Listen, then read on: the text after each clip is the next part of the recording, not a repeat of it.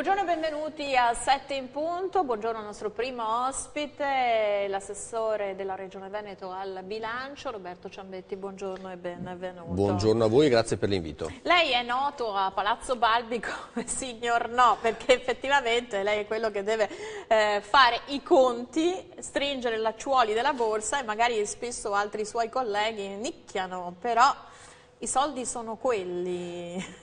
Appunto io non faccio la moltiplicazione dei pani e dei pesci e dobbiamo rimanere all'interno di quelle che sono le disponibilità finanziarie della Regione Veneto.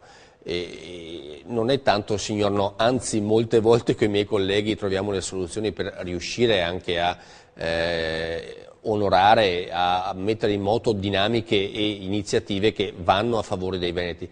Però appunto con quello che è successo negli ultimi anni con la finanza pubblica non è semplice sempre trovare la soluzione e il modo anche per dare risposte a certe iniziative che sono legittime, magari anche di qualità, che però appunto devono fare i conti con quello che è avvenuto coi tagli negli ultimi anni. Io tanto per dare un esempio, quando sono arrivato nel 2010 avevamo un bilancio tra virgolette politico, cioè dove potevamo fare scelte e incidere in maniera importante anche su opere, su iniziative, su servizi da dare ai veneti, che si aggirava attorno ai 570 milioni in spesa corrente e altri circa 600 di spesa in conto capitale, quindi andavamo ben oltre il miliardo di euro. Quest'anno la spesa discrezionale in conto corrente è di circa 70 milioni di euro, quindi mezzo miliardo in meno rispetto a 5 anni fa, e lo stesso di investimenti ci aggiriamo attorno ai 70-80 milioni, quindi siamo veramente ad aver corretto o risistemato i conti del Veneto in maniera importante e incisiva. Questo però non per nostra volontà ma per dinamiche nazionali. Dinamiche nazionali di fronte alle quali tutti, credo, al di là di interpretazioni politiche, ci siamo trovati concordi. Effettivamente c'è la crisi, le risorse sono meno e c'erano anche molti sprechi. In riferimento proprio quindi a minori trasferimenti siete riusciti comunque a far quadrare i bilanci. In onestà intellettuale qual è il vero fulcro della situazione? Perché da una parte si diceva troppi sprechi, adesso si spende meno ma sono a rischio i servizi. Qual è la logica di un percorso che ovviamente è iniziato tanto tempo fa ed era necessario? Allora, sicuramente che il fatto della riduzione della spesa pubblica in Italia sia una cosa da affrontare, non c'è dubbio. Come si è affrontato però nel nostro strano lungo paese? Si sono fatti dei tagli lineari, cioè chi abbondava, chi aveva diciamo grasso che colava ha avuto un taglio percentualmente sicuramente interessante, però è ancora in grado di avere spazi e modalità per riuscire a fare politica regionale. Chi invece era già in linea, chi aveva già un bilancio corretto, adesso è diventato anoressico e siamo noi con la Regione Emilia, la Regione Lombardia, quelle che maggiormente hanno subito dei tagli, ma su dei bilanci che già erano in maniera appunto controllata, non avevano particolari situazioni di spreco. Quello che abbiamo fatto noi in questi anni è stato ridurre tutto quello che non era assolutamente essenziale, abbiamo salvaguardato dei capitoli che sono sensibili dal punto di vista sociale, dal punto di vista dei servizi, dal punto di vista anche di iniziative comunque da fare, cosa che noi abbiamo fatto, altre realtà hanno fatto, ma ripeto, ci sono regioni in Italia che non hanno avuto questa diciamo buon senso nel spendere i denari pubblici in maniera oculata e ripeto, qualcuno ha ancora sprechi anche importanti da poter gestire. Però cosa è successo anche con l'ultima legge di stabilità? Taglio lineare. Taglio uguale per tutti e questo non va assolutamente bene, perché adesso noi come altre realtà a livello nazionale appunto stiamo andando ad incidere nei servizi ai cittadini e appunto questo non per cattiva volontà nostra ma per purtroppo tagli che sono assolutamente insensati e ai quali noi ci opporremo anche nelle prossime settimane. Lei faceva riferimento al sociale, che insieme alla sanità sono i due comparti più sensibili. Se in ambito sanitario questi tagli si fanno sentire con delle liste d'attesa che si pensa sempre che siano accorciate, in realtà poi quando basta andare a prenotarsi una visita si capisce che comunque ci sono dei tempi di attesa, il sociale invece rivendica dei tagli pesanti, sostiene che effettivamente la mannaia la sentono in maniera incisiva.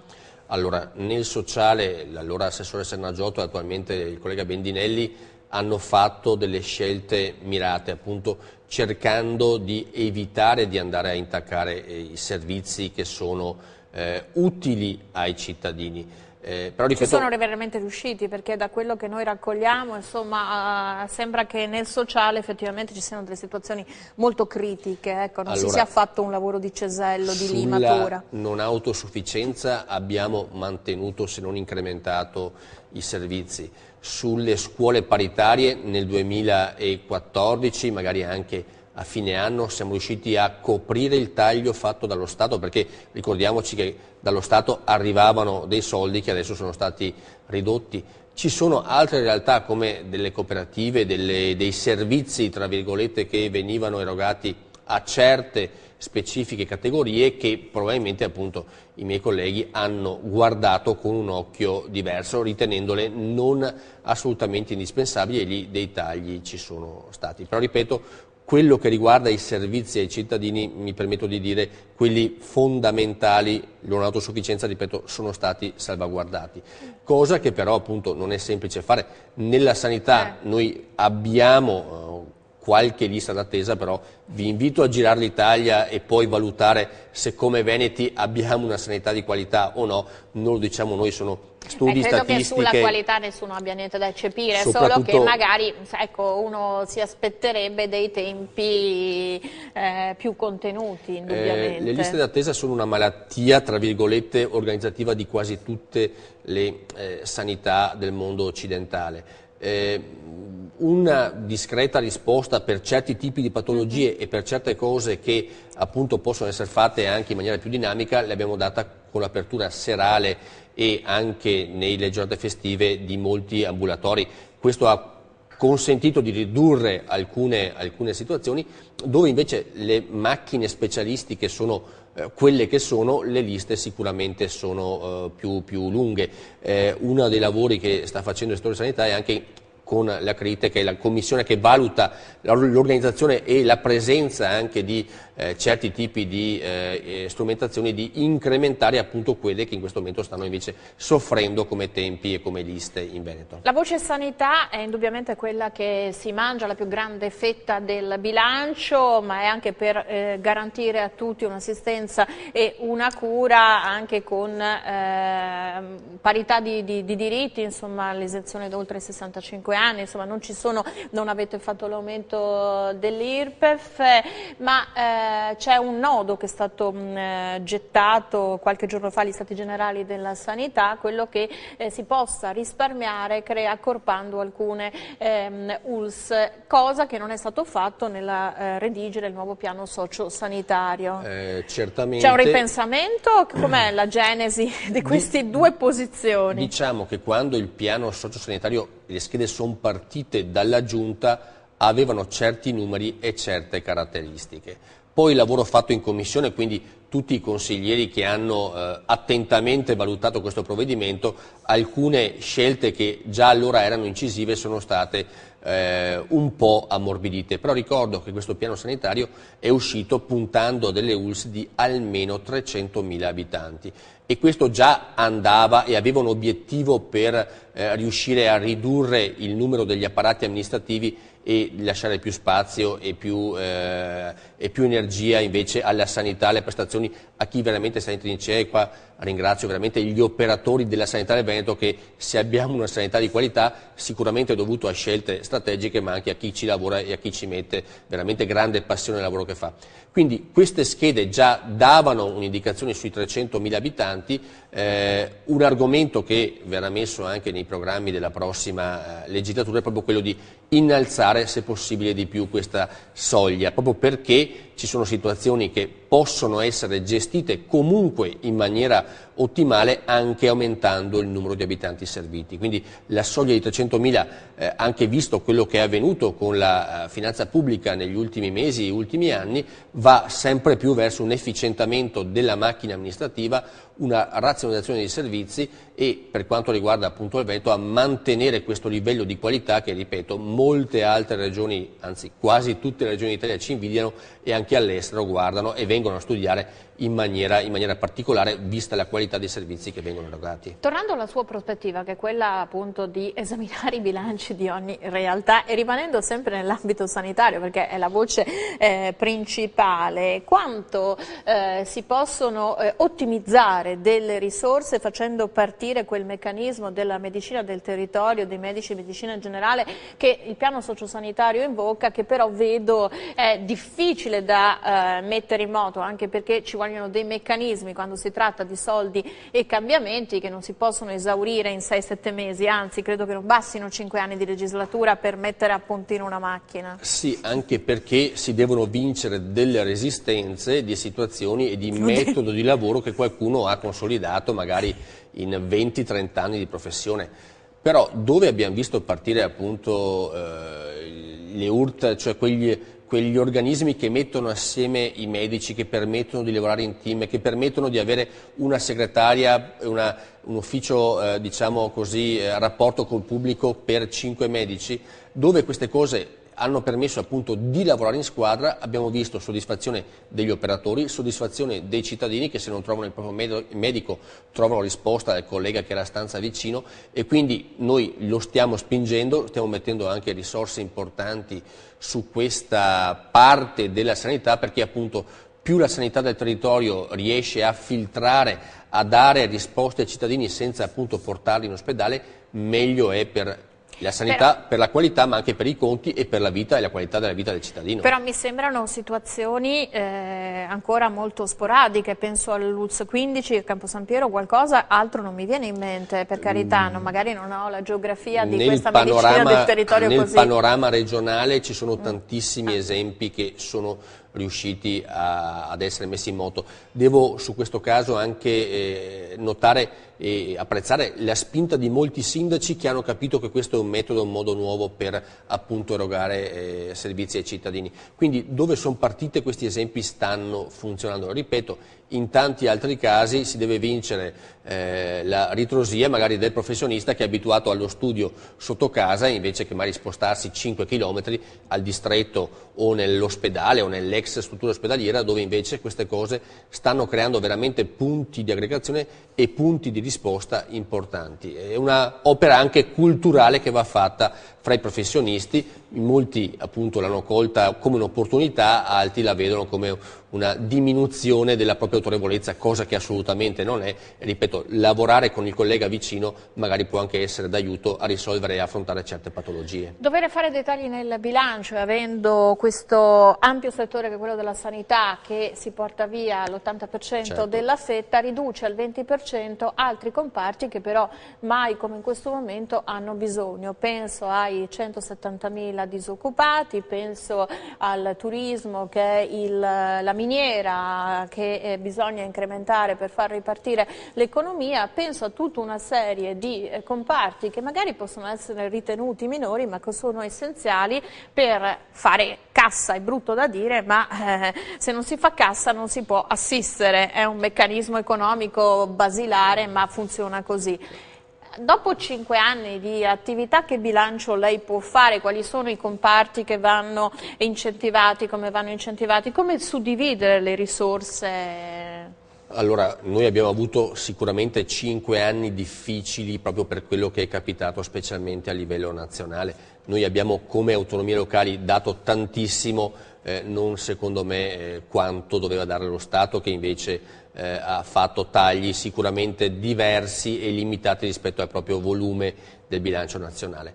però questo ci ha permesso anche di fare, ripeto, efficienza, di mettere in moto idee, e i miei colleghi sono andati anche in cerca di fondi che in altri casi, in altri tempi venivano assolutamente non considerati. Privati ed europei? Sia fondi vincolati nazionali che, avendo a nostro tempo un bilancio in ottima salute, venivano quasi snobbati dalle nostre strutture, adesso invece la necessità ha anche aguzzato l'ingegno e la voglia di ricercare questi fondi. Ma com'è possibile che in tempi di non necessità, che poi insomma la necessità c'è sempre stata perché si potevano avviare dei servizi in più al cittadino, Certo. si siano dimenticati questi fondi? Vuol dire che chi aveva un ruolo politico non ha fatto bene fino in fondo il proprio lavoro, a prescindere poi dagli scandali, certo, perché comunque c'è perché stata anche... probabilmente era più semplice appunto andare al bilancio, dici aumenta l'indebitamento e dammi 10-15 milioni di euro, cose che appunto avvenivano, ripeto, in altre ere.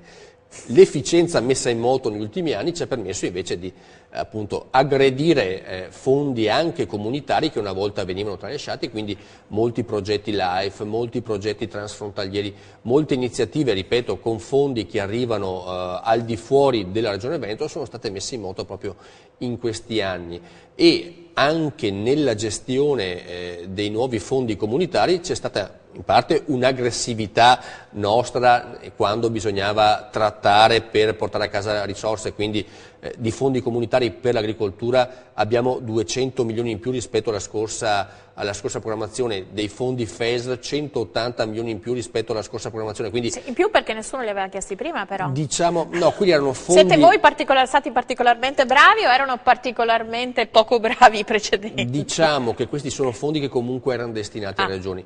Quando è stato ora dei criteri, e qua mi prendo qualche merito, in trattativa... Per forza, se aveva il portafoglio vuoto doveva trovare il modo per fare cassa. Sia in conferenza delle regioni sia anche nelle trattative con il governo abbiamo raccolto qualche appunto criterio che poi, portato alla suddivisione dei fondi, ci ha dato soddisfazioni importanti.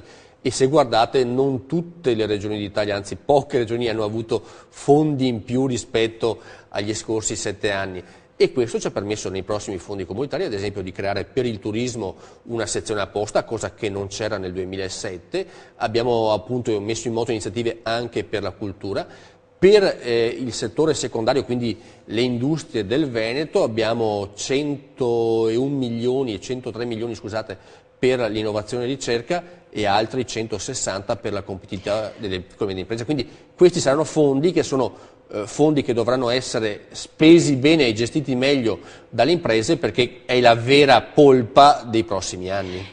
Chi magari ci segue da casa ed è in cassa integrazione, ha perso il lavoro, è preoccupato per anche la fine, no, di questi che possono essere ammortizzatori sociali che, anche se in minima parte, la Regione contribuisce ad elargire. Qual è la situazione in questo senso? Ripeto, tra 2 o 3 mesi questa legislatura finisce, però capire quali possono essere le prospettive di continuare a percepire un aiuto. Allora, premesso che gli ammortizzatori sociali sono competenza dello Stato nazionale, premesso questo, premesso che nel 2014 non è stata coperta l'intera esigenza che invece c'era, noi sempre utilizzando appunto la nostra quota di fondi comunitari, quindi l'FSE, il Fondo Sociale Europeo, andremo ad integrare queste risorse, anche se non sarebbe corretto farlo, perché l'altra volta abbiamo chiesto deroga a Bruxelles e anche questa volta è in corso la trattativa per riuscire a gestire questi fondi anche in parte per gli ammortizzatori sociali. La risposta l'avremo fra qualche settimana, però ripeto, questa sarebbe una competenza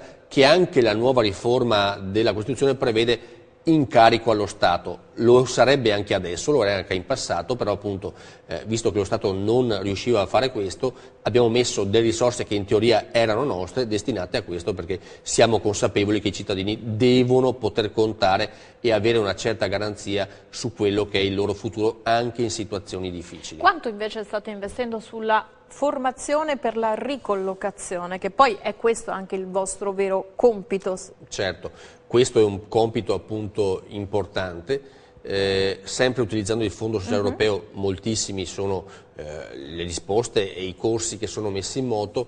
Nel bilancio a nostra diretta gestione purtroppo nel bilancio uscito dalla Giunta abbiamo dovuto scrivere una cifra che mi auguro verrà modificata nelle prossime settimane in Consiglio, proprio perché siamo convinti che questi siano strumenti necessari a riqualificare il nostro personale. E mi permetto di dire che rispetto anche a altre realtà italiane i risultati e le risposte che arrivano in Regione Veneto in questo delicato settore sono migliori rispetto ad altri.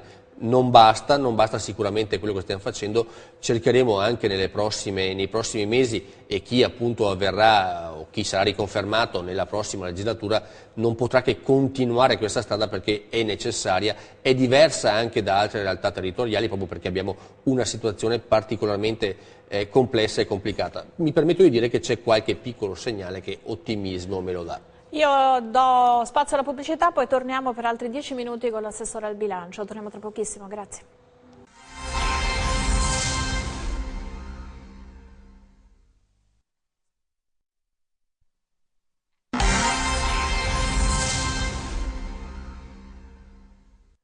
Siamo tornati in studio, con noi Roberto Ciambetti, assessore al bilancio della Regione Veneto. Abbiamo lanciato la pubblicità con un messaggio di ottimismo. Io potrei dire, beh, ovvio, mancano 2 mesi alla scadenza della legislatura, no. Siete in fase di riconferma. L'ottimismo nasce però dai numeri, vero? Infatti, cioè, basta guardare i numeri di cosa capita in Veneto e di cosa capita nel resto d'Italia. Ma solo per darti un esempio, e lo stiamo anche misurando in queste settimane, gli strumenti che abbiamo messo in moto con Veneto Sviluppo, la nuova governance che c'è stata, i trench cover, la riassicurazione sul credito, hanno permesso a molte aziende di superare momenti difficili e poi di agganciare magari appunto il prodotto giusto o il mercato giusto.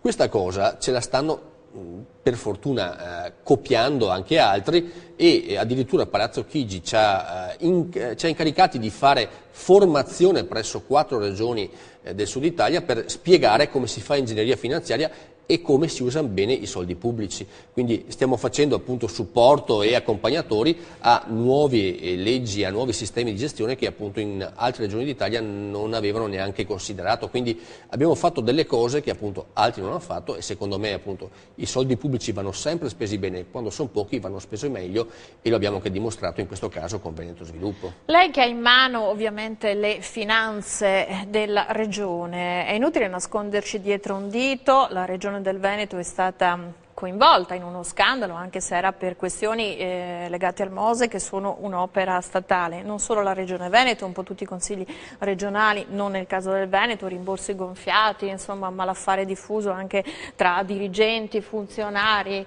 Tutto questo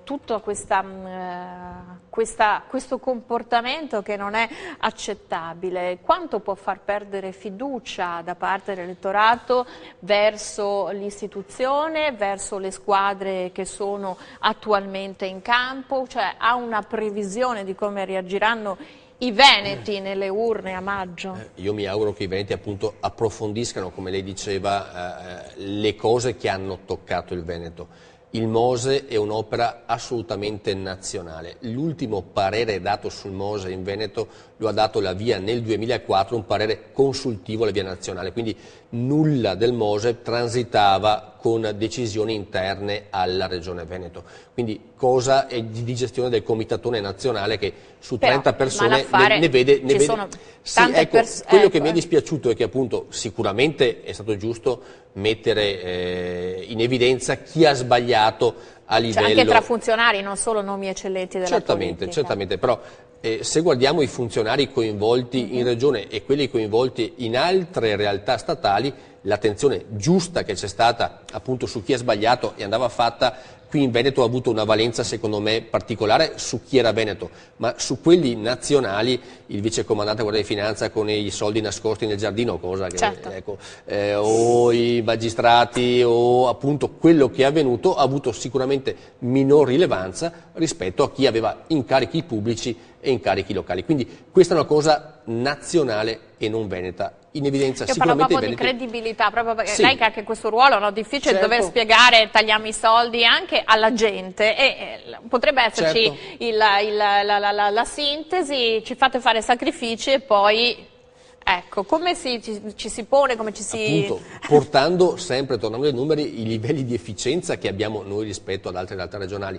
Anche il caso dei gruppi consigliari che hanno avuto... la Nutella a 3 rimborsi. Appunto, per fortuna in Veneto, No, almeno in Veneto... nella cultura del Consiglio del Veneto, io la scorsa legislatura facevo parte anche dei revisori dei conti, quindi verificavamo come venivano spesi i soldi dei gruppi che fanno parte appunto consulenze, personale, spese di rappresentanza, pubblicazioni, statistiche, cose che servivano all'attività del gruppo rispetto appunto ad altre realtà dove queste spese venivano comunque buttate con lo scontrino dentro in situazioni non sempre edificanti. Il Veneto però non brilla per quanto riguarda i vitalizi. Beh, insomma, io guardando sempre in realtà 2025 i prossimi, almeno da quello che hanno votato in Consiglio regionale, no? Forse ci si aspettava una riduzione a partire da subito? Allora, io guardo sempre gli altri e guardo cosa facciamo noi. Se vado a vedere il Lazio, se vado a vedere la Sardegna, non cito la Sicilia perché è non classificabile rispetto al resto d'Italia. Penso che comunque un'opera di contenimento e anche di abbassamento,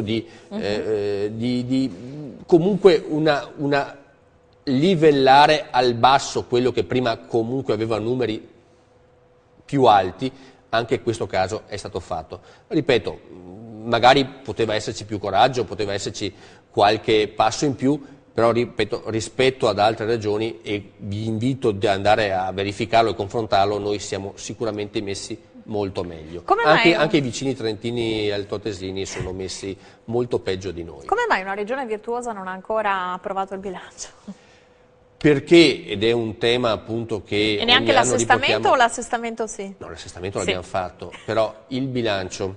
Quando noi abbiamo deciso fin dall'inizio di non applicare addizionali IRPEF e IRAP, abbiamo deciso appunto di fare un bilancio molto teso e molto in appunto situazioni di controllo che vanno nel particolare. Io a fine anno, quando faccio le verifiche sul patto di stabilità, controllo su un bilancio di circa 12 miliardi di euro le 100.000, le 50.000, quindi tanto per capire quanto teso è questo bilancio. Sicuramente ci comporta maggior lavoro, comporta qualche tempo in più, ma ripeto, ai cittadini del Veneto non fa nessuna differenza se lo approviamo in febbraio piuttosto che in dicembre. Fa differenza avere l'addizionale regionale o meno in busta paga, e una raccomandazione: quello che leggete addizionale regionale nelle vostre buste paga non entra nelle casse del Veneto, e la quota messa al governo Monti dell'1,23% che va tutta a livello nazionale. Adesso io entro proprio nel merito del suo lavoro, no? 5 anni di conti, chiamiamoli così, fatti al millesimo.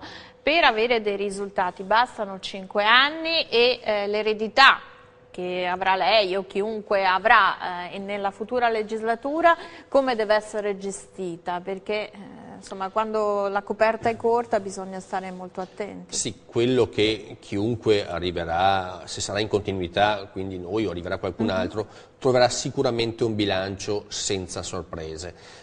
Abbiamo sistemato la situazione dei debiti della sanità, portando anche i pagamenti sanitari a termini, diciamo, umani e civili. Quindi avete ridisegnato i project financing in qualche modo? No, c'erano dei debiti nella sanità accumulati negli anni, dovuti a un errato calcolo degli ammortamenti non stabilizzati, ma è una cosa tecnica. Purtroppo tecnica. Sì, appunto, lo abbiamo sistemato e abbiamo portato appunto in pari tutte le USL del Veneto. I project financing sono una situazione di contratti con dei privati che... Si possono ridiscutere, avete in cercato? Questo momento, ad esempio, l'ULSS di Venezia li sta affrontando, però c'è un contratto firmato che dovrà in qualche maniera o essere onorato o essere discusso completamente. L'ULSS di Venezia ha iniziato questo percorso col dottor Dalbé.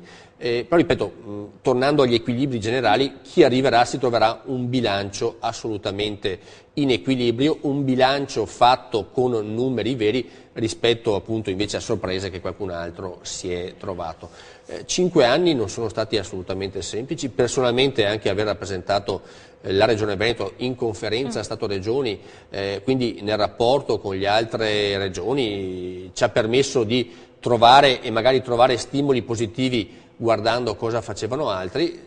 ci ha purtroppo mandato in depressione quando vediamo come altri spendono i soldi pubblici e come nessuno purtroppo a livello nazionale intenda applicare i costi standard in maniera chiara. Questa è la battaglia che abbiamo fatto e che stiamo facendo anche in queste ore, perché se tutti applicassero i costi standard, se tutti applicassero anche le dinamiche di amministrazione pubblica che ci sono in Regione Veneto, lo Stato risparmierebbe decine di miliardi di euro. Però, ma è una battaglia culturale oppure ci sono troppi interessi in gioco per cui cambia tutto per non cambiare nulla? Io penso appunto sia prima di tutto cultura della cosa pubblica, ripeto, la sensibilità con cui alcune regioni amministrano i fondi non la trovo in altre e la richiesta presso il governo, come il bancomat fosse sempre pieno di ulteriori risorse, è un piagnisteo continuo rispetto appunto a chi invece ha, ripeto, ciccia da ancora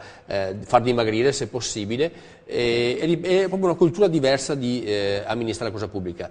E tanta vetrina che ho visto anche negli ultimi tempi e non va mai invece a colpire veramente lo spreco, a colpire chi spende male i soldi, purtroppo mi fa pensare male anche per le prossime verifiche che la Commissione europea farà sui conti dell'Italia. Io ringrazio l'assessore Roberto Ciambetti, ringrazio voi, subito dopo la pubblicità un altro ospite e un altro argomento. Grazie.